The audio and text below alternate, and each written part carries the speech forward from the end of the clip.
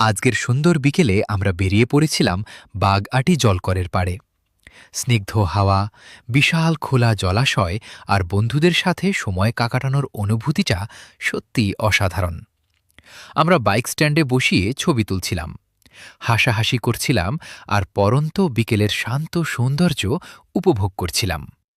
দেখতে দেখতে জলকরের পাড়ে সূর্যটা হেলে পড়ল, আকাশ ঢেকে গেল গোধূলির নরম আলোয়। সন্ধ্যা নেমে আসতেই আমরা ঠিক করলাম আড্ডাটা এখানেই শেষ হচ্ছে না, এবার গন্তব্য অন্য কোথাও।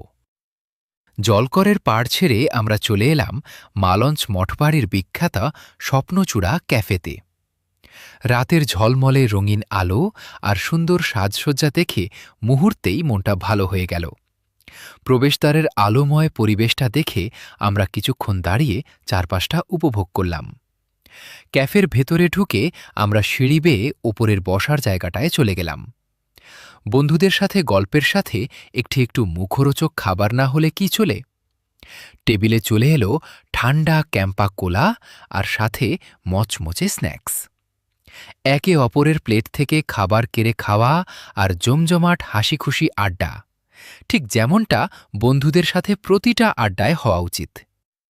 বিকেলের মেঠো হাওয়া থেকে সন্ধ্যার রঙিন ক্যাফে, আজকের দিনটা বন্ধুদের সাথে খুব চমৎকার কেটেছে।